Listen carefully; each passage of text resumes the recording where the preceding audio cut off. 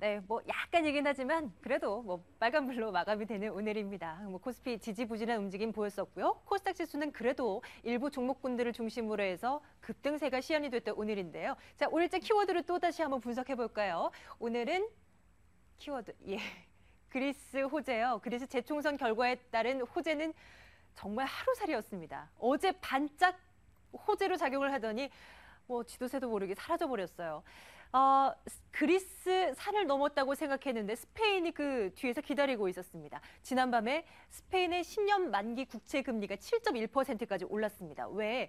그 7%대가 마지노선이다라고 말씀을 여러 번 드렸던 것 같아요. 7% 이상이 되면 국가 부도 사태로 갈 가능성이 높다라는 거 여러 번 언급을 해드렸었는데 이게 7.1%까지 올라가면서 투자자들의 심리가 급격히 위축됐습니다. 지난밤에 뉴욕 증시 흐름이 장 초반부터 좋지 않았던 이유가 다 이것 때문이었습니다. 하지만은 엔터주라든지 일본 태양광 지원 관련해서 태양광주들은 또 일부 급등세가 나타나기도 했었는데요. 이들의 추가 상승 가능성에 대해서는 의구심이 듭니다. 앞으로 어떻게 내다봐야 되는 것인지 전반적인 흐름 짚어드리도록 하겠고요. 그리고 오늘 밤 사이에 있을 FOMC 회의 그 결과에 대한 내용들도 한번 전망해 보도록 하겠습니다. 진용준 대표 기다리고 있습니다. 함께 가시죠.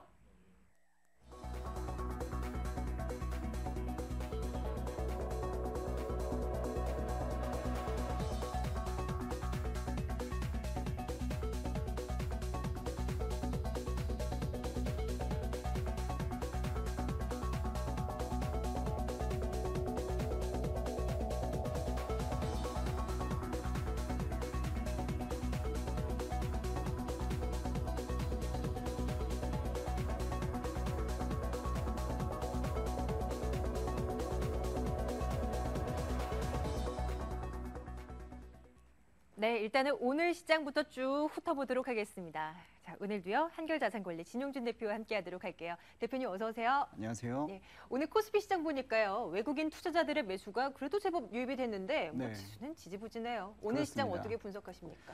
네, 일단 외인의 매수세는 뭐 긍정적으로 보입니다. 하지만 지수 자체가 올라가지 못하고 있고 또 이제 수차례 강조드렸듯이 아무래도 투자 심리 회복에는 시간이 좀 걸리는 것 같습니다.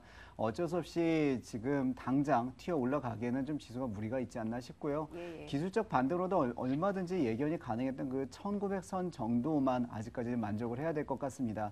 오랜 부진 속에서 또 몸살 기운을 이제 좀 떨쳐내고 있는데 아직까지는 조금 긴장감이 남아있지 않나 싶고요. 더불어서 그리스의 그 굵직한 이슈 하나 정리가 되긴 했습니다만 이제는 다시 스페인 쪽으로 또 집중을 하고 있습니다. 그래서 현재 구간에서는 뭐 긴장감 완화 측면도 없잖아 있었습니다만은 일단은 아직까지는 긴장감이 남아있는 그 스페인 문제 그리고 한편으로는 FOMC에 대한 기대감 이 두 가지 사이에서 혼조세를 보이고 있다고 보시면 되겠습니다. 그 아까 전에 제가 키워드를 꼽아본 것 가운데 하나가 스페인 국제금리 7.1%를 네. 꼽아봤었는데 그 이유가 좀 궁금해요. 왜 또다시 이렇게 국제금리가 뛰어오르고 있는 것인지 좀 네. 짚어주시겠어요? 일단은 이 금리 문제뿐만 아니라 네네. 그쪽 전반에 지금 위기 상황이라고 얘기 나오는 것 전반이 대부분 사실 그 부실, 그 키워드에 모두 집중이 좀 돼 있습니다. 네. 그래서 스페인 같은 경우에도 지금 뭐 일단은 1차적으로 먼저 은행 쪽에서 지금 부실 채권 부분이 상당히 크게 문제가 좀 되고 있고요. 기존의 그 유럽 쪽에서 구제금융 안으로 준비했던 게 1,000억 원 유로, 1,000억 원이 아니죠. 1,000억 유로 정도가 지금 이미 산정이 돼 있었는데 또 이제 내부적으로는 860억 유로 정도를 얘기를 했었고요. 근데 문제는 한 언론, 스페인 내의 한 언론에서 이번 주 후반에 예정되어 있는 이 지금 은행 보고서에 아마도 1,500억 유로 정도는 필요할 것이다라는 더 필요할 것이다. 그렇죠. 네네. 그러니까 예상치보다 거의 1.5배에 가까운 이런 엄청난 액수가 지금 언급이 된 바 있기 때문에 이게 일단 1차적으로 좀 문제가 되고 있고요.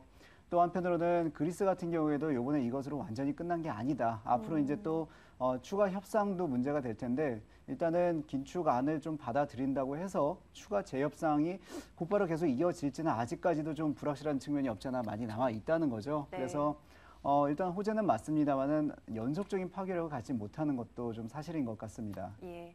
국내 시장에 집중해 보도록 할게요. 오늘 시장에서 좀 많이 올랐다 싶은 종목군들을 보니까 엔터주들 흐름 괜찮습니다. 오랜만이에요.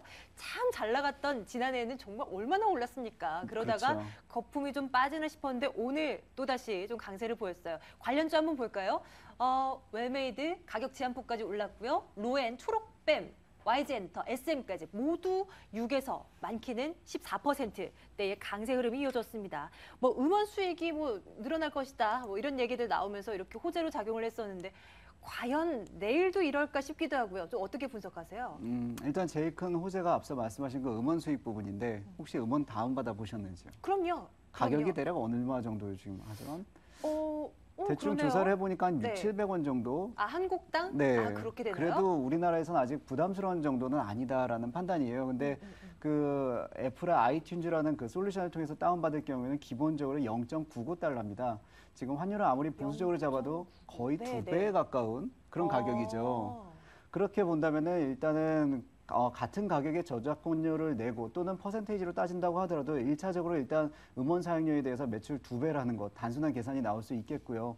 그리고 단기적으로는 음원을 제공하는 업체가 지금 뭐 호재로 잡힐 수도 있겠지만 중장기적으로 네. 볼 때는 결론적으로 아무래도 컨텐츠를 제작하는 쪽. 그래서 뭐 SM이나 YG엔터가 아무래도 가장 큰 지금 중장기적인 호재를 받을 수 있지 않았나 좀 기대를 해보고 있습니다. 근데 이거 당장 음원 가격이 올라가는 건 아니죠? 내년이라고 들었어요. 올해 말 빠르면 올해 말 네네. 아니면 내년 초에서 시행 예정입니다. 그런데도 기대감이 지금부터 나타날 수 있다라는 기대감으로 주가는 올라가니까 이런 식으로 네. 이해해야 되는 건가요?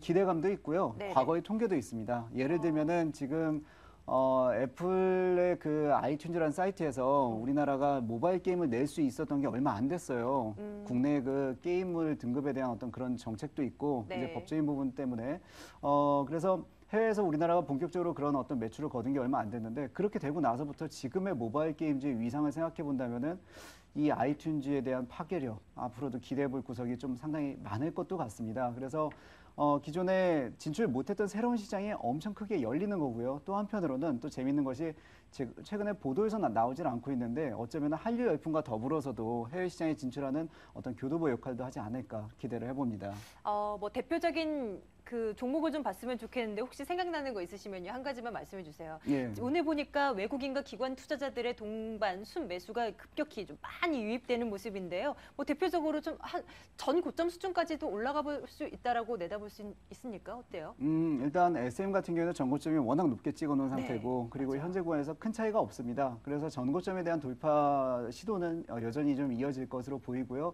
장기간의 횡보를 했기 때문에 조심스럽게 매물 소화 과정이 좀 이루어지지 않을까 기대를 해봅니다. 그리고 워낙에 엔터주의 대장주로 자리매김을 해뒀었기 때문에 지금 일단 이런 호재 정도라면은 SM을 먼저 보는 게 사실상 맞고요. 그리고 덩달아서 기관 쪽에서 단기간에 수급이 좀 집중됐던 것들이 이제 SM 외에도 YG엔터도 있었습니다. YG엔터 같은 경우에는 시총이 절반가량밖에 되지 않는데 불구하고 가격대는 좀 비슷하고요. 그리고 거래량도 크게 작지는 않습니다. 그래서 SM과 YG엔터가 그중에서 좀 눈여겨봐야 될 종목이 아닌가 싶습니다. 예.